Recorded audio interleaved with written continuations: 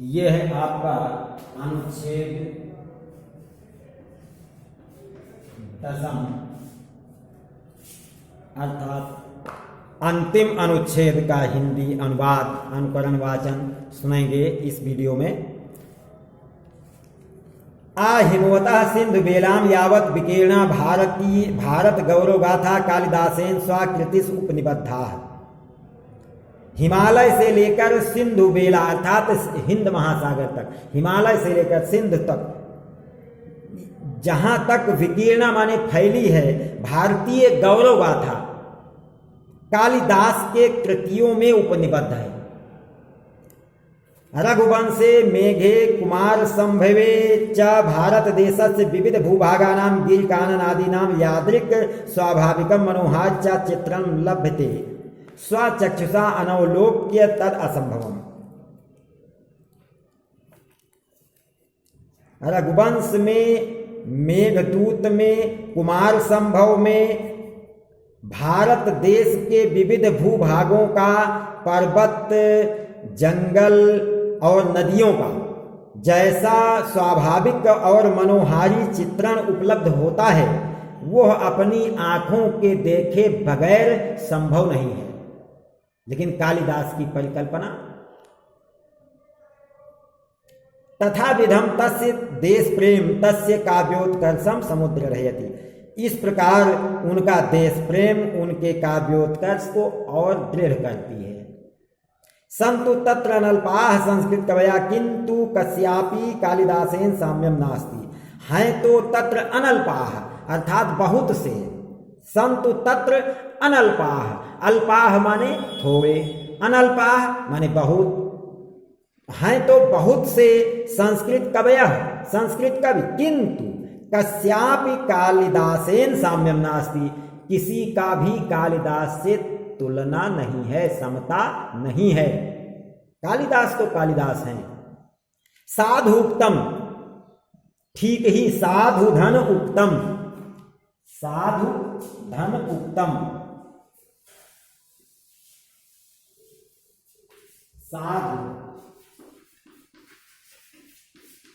धन उक्तम, साधु उक्तम यानी ठीक ही कहा गया है। साधु धन उक्तम केनचित कालिदास अनुरागिणा, किसी कालिदास प्रेमी के द्वारा ठीक ही कहा गया है। क्या?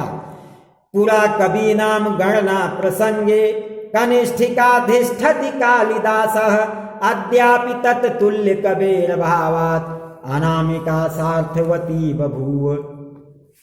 अंत में श्लोक है ये, इसका अर्थ देखेंगे।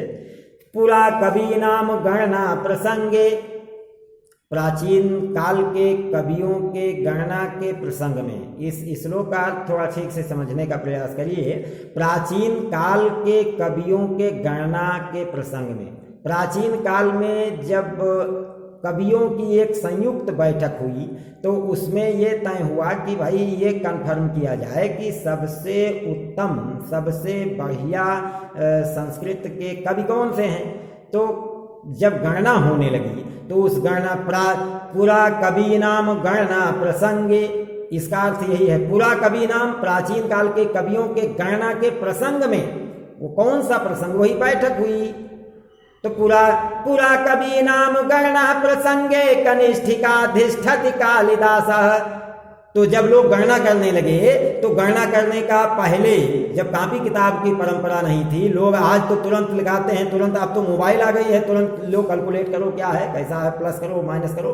लेकिन प्राचीन काल में तो उंगली पर ऐसे जोड़ते थे, 1 2 3 4, पंडित जी ऐसे जोड़कर बता देते थे ये क्या है, ज्योतिष वो चौथे चरण पर और 5वें चरण में है, 6वां अनुराधाव ये है, वैसे उंगलियों पर गिन लेते थे।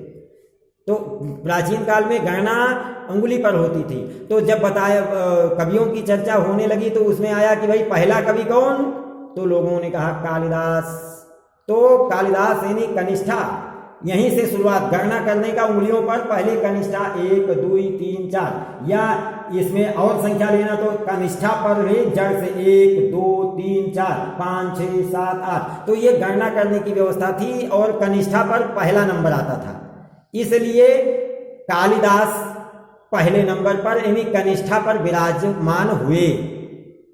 तो पुरा कवि नाम गणना प्रसंगे कनिष्ठिकाधितिष्ठति कालिदासः। प्राचीन काल में कवियों की गणना के प्रसंग में कालिदास कनिष्ठा उंगली पर विराजमान हो गए। और कनिष्ठा पर विराजमान होने का मतलब पहला स्थान इनको प्राप्त हुआ। अब तत्तापि अद्यापि तत्तुल्य कबीर अभावात, आज भी उनके तुलना में कवियों के अभाव में अद्यापि तत्तुल्य कबीर अभावात अनामिका सार्थवती बभूव। अद्यापि तत्तुल्य कबीर अभावात अनामिका सार्थवती बभूव। अद्यापि आज तक दूसरे नंबर पर कोई कवि नहीं मिले। जब प्रसंग चल रहा था तो पहले नंबर पर कालिदास, दूसरे नंबर पर लोगों ने कहा भाई दूसरा, तो सन्न हो गए सब लोग, चुप हो गए उस बैठक में। फिर तीसरे पर और लोगों का आया नंबर, लेकिन दूसरे पर किसी का नाम नहीं आया। इसीलिए इस उंगली का नाम ही अनामिका हो गया। अगर आप अपनी पांचों उंगली का नाम जानते होंगे तो अच्छी बात है, बता रहे हैं। कनिष्ठा, अनामिका, मध्यमा, तर्जनी और अंगुष्ठा, इस प्रकार पांचों उंगली का नाम होता है। तो कनिष्ठा पर कालिदास विराजमान हुए, अनामिका पर कोई नाम न मिलने के कारण इस उंगली का नाम ही अनामिका, जिसका कोई नाम नहीं, बिना नाम वाली। अब आज तो बालिकाओं का नाम भी रख देते हैं अनामिका, जिसका कोई नाम ही नहीं वो नामिका। तो वो कौन नामिका जिसमें नाम ही ना हो? फिलहाल ये आप लोग समझें। तो का से कनिष्ठा और का से कालिदास और आ से अनामिका और आनाम मैंने कोई नाम नहीं, फिर मध्यमा से इधर आगे। तो अद्यापि आज भी उस कवियों के तुलना कालिदास के समान अद्यापि तत्तुल्य, आज उनके समान दूसरे नंबर पर कोई कवि ना होने के नाते अनामिका उंगली का नाम सार्थक कर दिया गया है। यही श्लोक का अर्थ है। प्राचीन काल में कवियों के गणना के प्रसंग में कनिष्ठा पर विराजमान हुए कालिदास, और आज तक उनके तुलना में कवियों के अभाव में अनामिका उंगली का नाम सार्थक हो गया है। धन्यवाद। अब इस पाठ का पूरा अनुवाद समझेंगे, फिर अगले क्रम में आपको अभ्यास का निर्देश देंगे। एक वीडियो स्पेशल इसके लिए होगा। धन्यवाद।